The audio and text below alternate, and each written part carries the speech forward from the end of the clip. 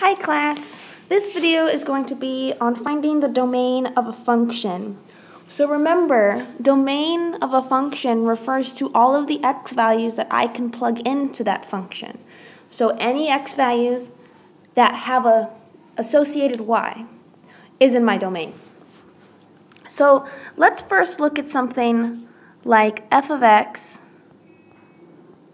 is equal to 3x plus 5.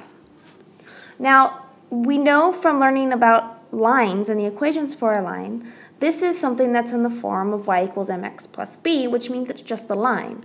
So on a line, I can plug in any x value and I get a y.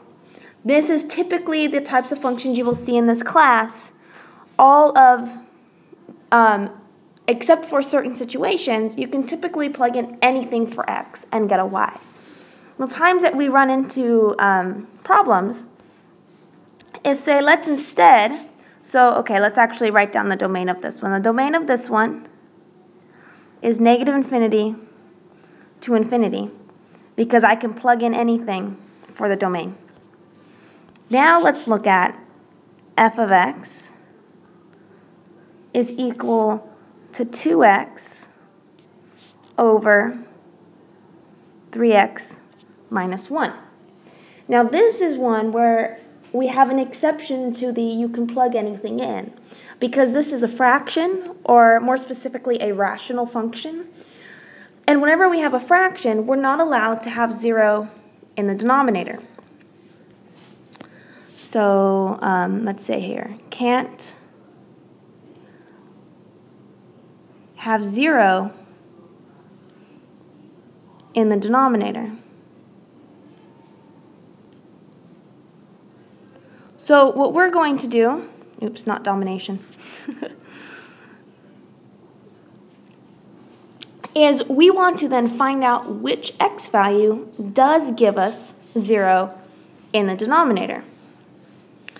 So we're looking at another way to say this is i.e. 3x minus 1 can't be 0. So then the question at hand is, for what x value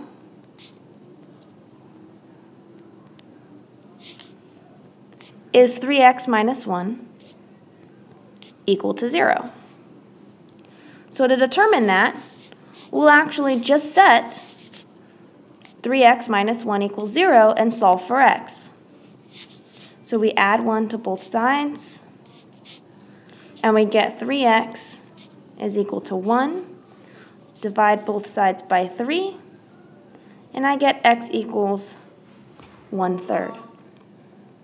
So this means if x equals 1/3, then the denominator is 0. So let's actually write this down.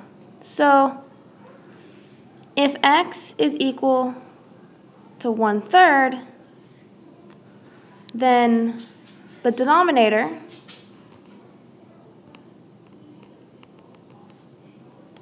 is equal to 0. So our goal here is to find out the domain of the function. So we're trying to find out which x values can we plug in. And then we said we cannot plug in the values of x that give us 0 in the denominator.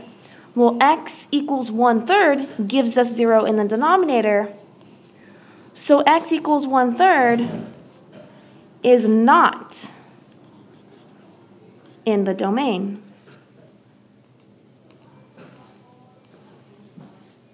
of f of x. That's supposed to say but. Let's redo that. But all other x values are.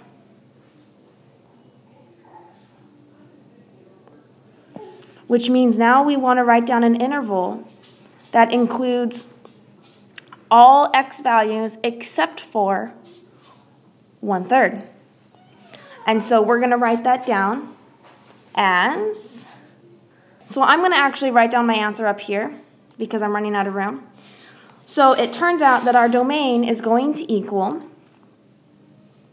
negative infinity up to 1/3, but not including 1/3.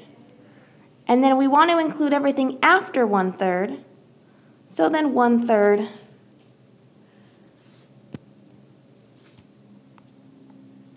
up to infinity. And this right here is a parenthesis. And then that is our final answer. Okay, now let's look at a similar question. And this time, let's look at g of x is equal to 3x plus 1 over x squared plus 9.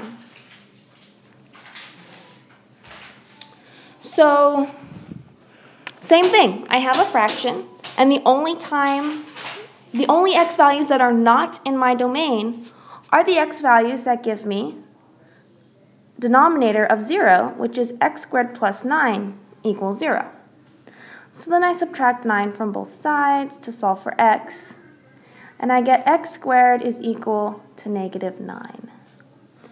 Now, with this problem, I'm actually done, because now I see x squared equals negative 9 is never true.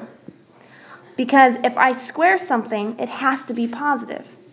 So the fact that this is negative means that this expression right here has no solution. So this is going to sound weird to say, but what this means, I'm going to write it down. So there are no x values that, let's be a little informal here, that make the denominator 0. So if there are no x values that make the denominator 0, and the only time we would have an issue with something not being in our domain is when the denominator is 0, that would mean that the domain is all real numbers.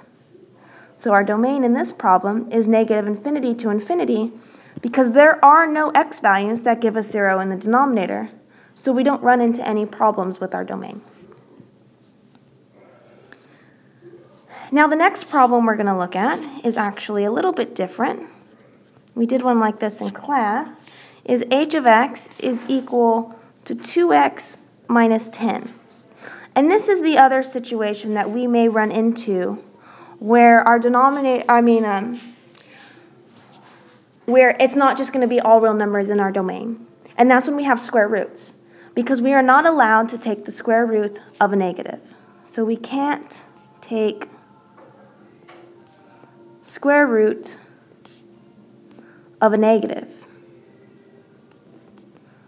So that means, sorry, I'm trying to find a nice color here. So that means that 2x minus 10 can't be negative, because then I would be taking the square root of a negative, and I'm not allowed to do that. So if I want to find, so if I'm going to say 2x minus 10 can't be negative, that means, i.e., 2x minus 10 must be positive. So if 2x plus 10 or minus 10 has to be positive, then that means that 2x minus 10 has to be greater than or equal to 0. So now I just solve this inequality, and I get 2x is greater than or equal to 10.